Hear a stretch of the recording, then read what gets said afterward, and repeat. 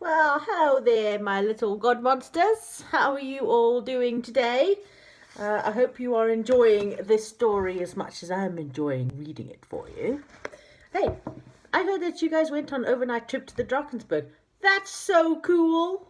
That is so cool. Ask your dad to send me some photographs, okay?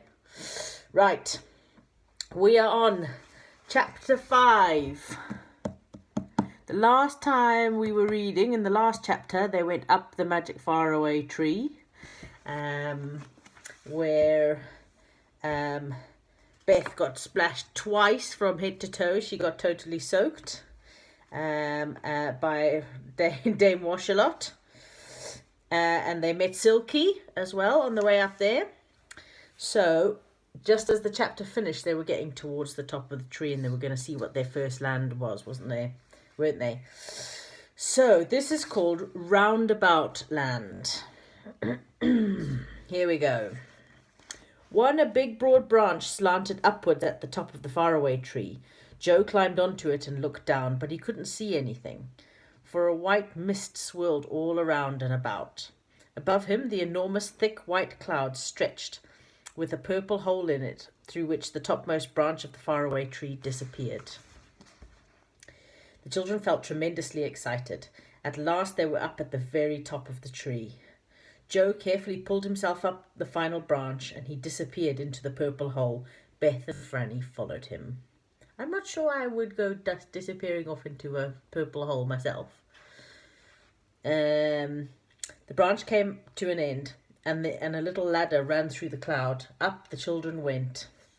And before they knew what had happened, they were in the sunshine, in a new, very strange land. They stood on green grass. Above them was a blue sky. A tune was playing somewhere, going on and on and on. It's the sort of tune a carousel or a roundabout might play, said Joe. Joe, said Beth. Isn't it? It was, and then suddenly, without any warning, the whole land began to swing around. The children almost fell over with the swing round beginning so suddenly. What's happening? Said Beth, frightened all of a sudden. The children felt terribly dizzy, for trees, distant houses, hills, and bushes began to move around. They too felt themselves moving, for the grass was going round as well. They looked for the hole in the cloud, but it had disappeared. Oh no, how are they going to get out? The whole land is going round like a little roundabout, cried Joe, shutting his eyes with dizziness. We've passed over the hole in the clouds, and we don't know where the topmost branch of the faraway tree is now. It's somewhere beneath this land, but goodness knows where. Joe, but how can we get back home again? Cried Franny in a fright. We'll have to ask somebody to help, said Joe. The three began to walk away from the patch of green field in which they were standing, and Beth noticed that they had been standing on a ring of grass that seemed darker than the grass around it. She wondered why that was, but she had no time to say anything, for it was really dreadfully difficult to walk properly on the land that was going round and round like a proper roundabout. The music went on and on, the hurdy-gurdy, hurdy-gurdy. Joe wondered where it came from and where the machinery was that worked the strange roundabout land. Soon they met a tall man singing loudly from a book. Joe stopped him, but he went on, or Joe tried to stop him, but he went on singing. It was very annoying. Hey diddle ho diddle, round and round and round, shouted the man, whilst Joe tried to make himself heard. How can we get away from this land? Joe shouted. Don't interrupt me, hey diddle ho diddle, sang the man, and he beat time with his fingers. Joe caught hold of the bony finger and shouted again, Which way out of this land? And what land is it? Now you've made me lose my time, the man said crossly, and I shall have to begin my song again. What land is this, please? Asked Franny. It's Roundabout Land, said the tall man.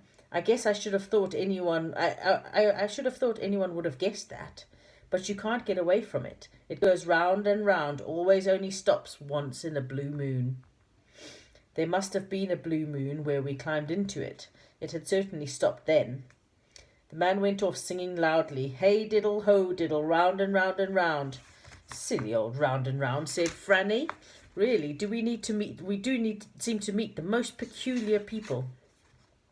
What I'm worried about is getting home, said Beth. Mother will be anxious if we're not back before long. What shall we do, Joe? Let's sit down under this tree and have a bit more to eat, they said.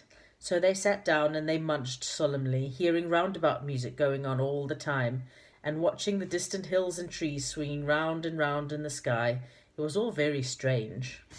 Now, I don't know, if I was sitting in a field or on a patch of grass, and I was just going round and round and round, bleh, I think I might feel a bit sick. Suddenly, a pair of rabbits lolloped up to them and looked at the children. Franny loved animals, and she threw a bit of cake to them. To her surprise, one of the rabbits picked up the cake in its paw and nibbled at it like a monkey.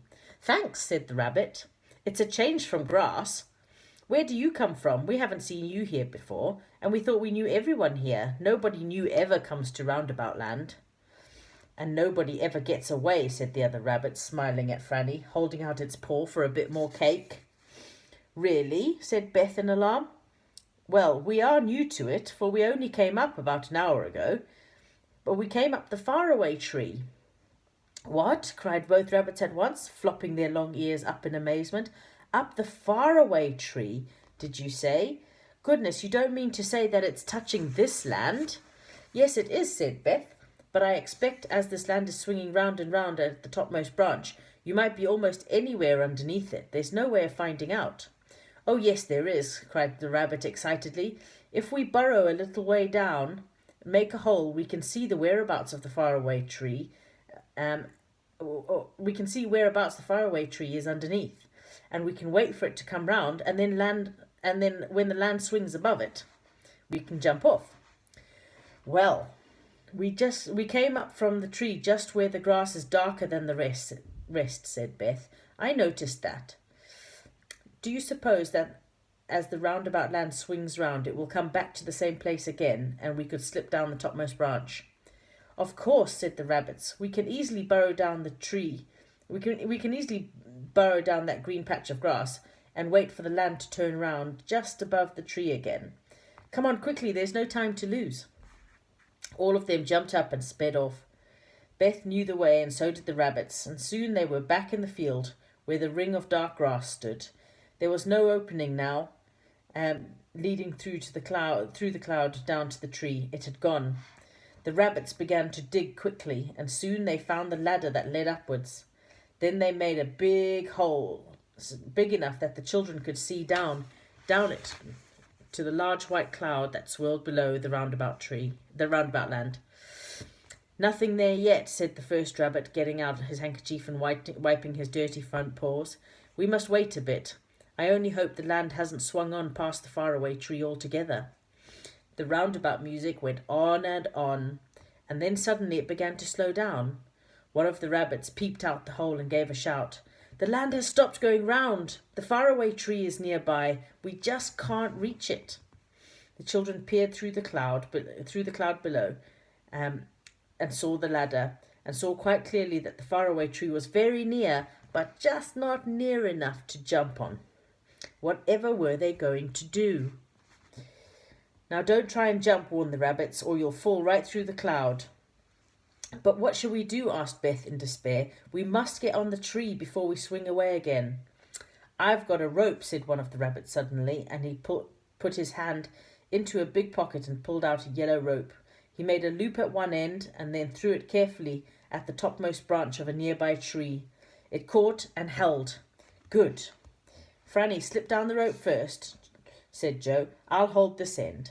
So Franny, rather afraid, slid down the yellow rope to the tree, and then just as she got there, the roundabout music began to play very loudly and very quickly, and the roundabout land began to move. Quick, quick, shouted Franny, as the land swung nearer to the faraway tree. Jump, jump! They jumped, and the rabbits jumped after them. The roundabout land had swung off. The big white cloud covered everything. The children and the rabbits clung to the topmost branch and looked at each other. We look like monkeys on a stick, said Joe, and they all began to giggle. My goodness, what an adventure that was. I vote we don't come up here again. But as you may guess, they totally did. Right, monsters, that is the end of chapter 5. we'll go to chapter 6 in the next video. I hope you guys are having loads of fun and playing outside and being very nicely behaved. And thank you for your messages. I love getting messages from you guys. I'll speak to you soon. Love you loads. Bye.